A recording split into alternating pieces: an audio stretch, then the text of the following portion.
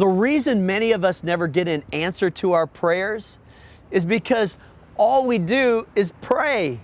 But you can't just pray like Elijah. You have to act like Elijah. You can't just get down on your knees. You also have to look toward the sea. Well, I learned this lesson during our first year of church planting, and we desperately needed a drummer because I was leading worship and I have no rhythm. And we must have asked God for a drummer 200 times. And we just kept repeating the same request over and over again, almost like a 2-year-old toddler. Give us a drummer, give us a drummer, give us a drummer. Then one day, it was like God finally got tired of the broken record and said, if you want a drummer, why don't you go out and get a drum set?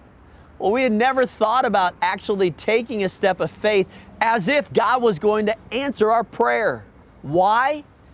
Because we want the answer before we exercise our faith. But if you want God to move, sometimes you have to make a move.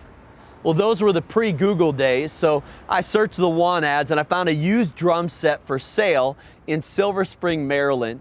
By faith, I decided to buy it. But it took all the faith I had because it took all the money we had. Our monthly income was $2,000 and $1,600 went to that DC public school. And that left $400 for our salary and all other expenses. Well, you can guess how much that drum set cost.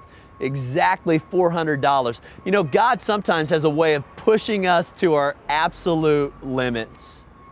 Well, there's a part of me that felt foolish.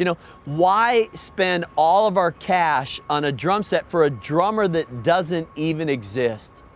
But it was our Field of Dreams moment. If you buy it, they will come. Well, I knew that God was prompting me to take that step of faith, and I believed He would honor it. And so I bought that drum set on a Thursday. Our first drummer showed up on Sunday.